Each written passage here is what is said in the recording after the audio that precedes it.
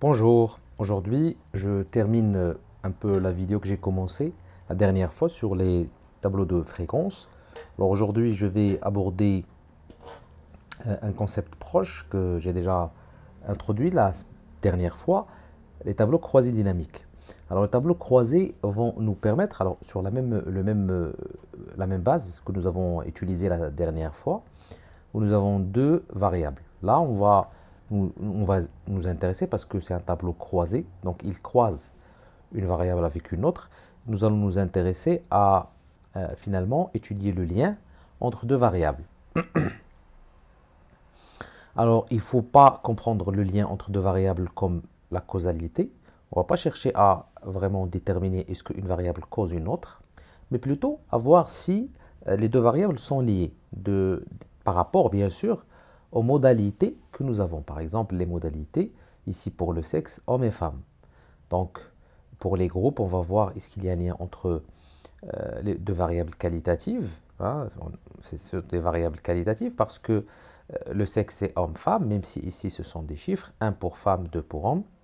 Et groupe d'utilisateurs, est-ce que ce sont les utilisateurs légers, et puis moyens, et puis on va dire, alors heavy, c'est le mot qu'ils utilisent dans l'ouvrage. Heavy, c'est-à-dire un utilisateur,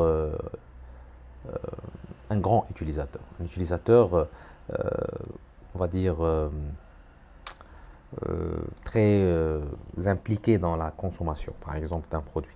Ici, il s'agit d'une marque Tommy Hilfiger, donc c'est un utilisateur très, on va dire, récurrent qui achète souvent nos produits. Donc ça, c'est 3. 2, c'est pour les moyens et 1, c'est pour ceux qui utilisent légèrement la marque. Donc, on va voir, est-ce qu'il y a un lien entre ces deux variables. Alors, comme ça, à première vue, on ne peut pas savoir parce que nous avons juste des valeurs 1, 2, 2, 3, etc. C'est vraiment compliqué. Mais c'est là qu'entre en jeu le tableau croisé parce qu'il va permettre de simplifier ce lien entre les deux variables visuellement et d'étudier le lien, pas statistiquement par rapport au test statistique que nous allons voir dans la vidéo après, mais uniquement avoir une idée si c'est vraiment intéressant, pertinent d'aller vers un test statistique. Donc, pour chaque cellule que nous allons obtenir, par exemple, nous aurons deux cellules pour le sexe. Pourquoi? Parce que nous n'avons que deux valeurs, 1 et 2.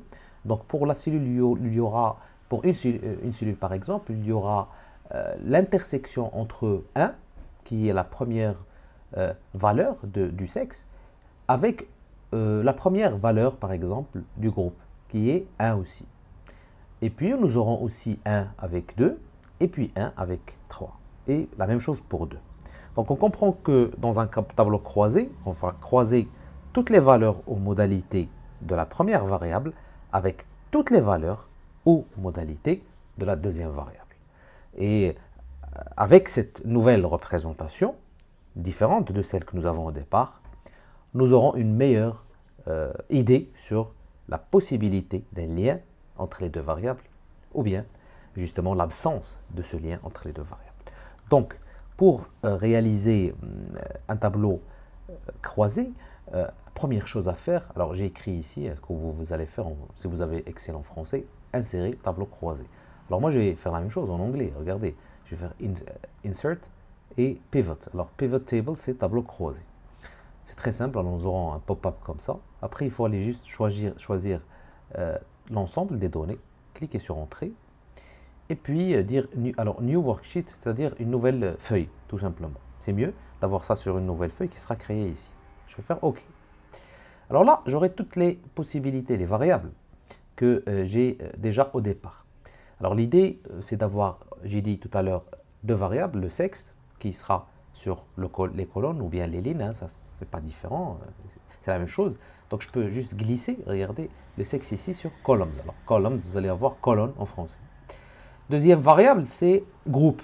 Alors, groupe, c'était, rappelez-vous, 1, 2, 3. Donc, je vais mettre groupe, c'est rows. Rows, c'est ligne. Vous allez avoir ligne ici, en français. Regardez, j'ai dessiné. Ça, c'est uniquement pour dessiner le tableau. Colonne 2 et ligne 3. Alors, pour les valeurs, je dois lui donner là où se trouvent les participants. D'accord? Parce que cette variable ne m'intéresse pas. Hein. La variable quantitative, attitude, ne m'intéresse pas. Je vais glisser ça sur values. Mais il va me donner la somme, ce qui est un peu bizarre. Il va me donner la somme des deux lignes. Alors moi, ça ne m'intéresse pas la somme. Je vais cliquer droit et je vais faire Field Settings. Alors ici, Settings, paramètres. Et voilà, vous choisissez Count, qui est fréquence. Tout simplement, Count. Cliquez sur OK. Regardez, il va vous donner votre, je vais zoomer un peu, comme ça c'est visible. Il va vous donner votre tableau croisé dynamique, parfait, avec les deux lignes. Alors je vais changer ça pour faciliter. Alors ça c'était le sexe, rappelez-vous. Je vais faire femme, ici c'est homme. Bien sûr après vous pouvez faire les changements. Alors ça c'est light user et light utilisateur. Je vais faire, je sais pas, je vais laisser user en anglais parce que c'est pas compliqué à comprendre. Après c'est medium user et après c'est heavy.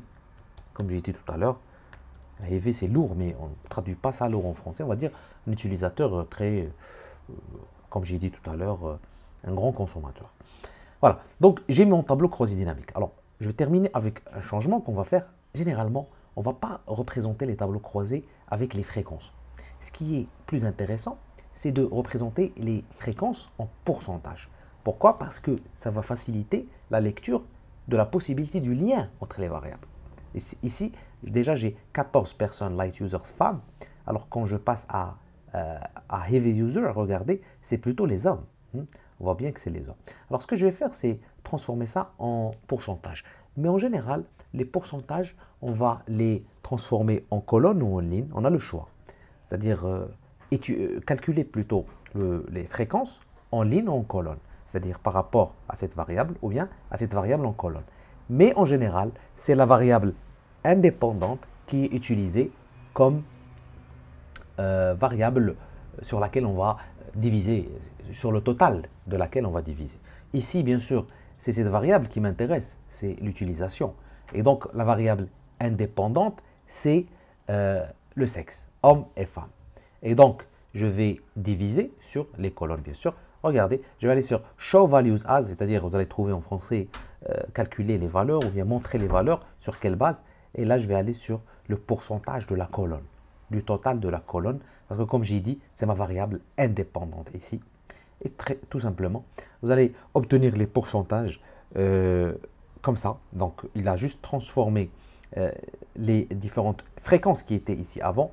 Il a divisé chaque fréquence sur le total de la colonne par rapport aux hommes et femmes. Et qu'est-ce qu'on conclut? Comme j'ai dit tout à l'heure, on voit que lorsqu'on est light user, c'est-à-dire qu'on est utilisateur léger de la marque, on est plutôt une femme. Parce que 58% des utilisateurs légers sont des femmes. Ensuite, par rapport au medium user, regardez, on a presque la même chose, presque le même pourcentage. Mais par contre, lorsqu'on est heavy user, on est beaucoup plus un homme. Et là, on voit bien que, pour répondre à la question de départ, qu'il y a un lien entre le sexe de la personne et son utilisation de notre marque. Et donc là, ça peut nous pousser justement à aller calculer, plutôt tester, pardon, cette relation statistiquement avec un test statistique que j'ai déjà présenté dans d'autres vidéos sur R et que nous allons aussi faire sur Excel.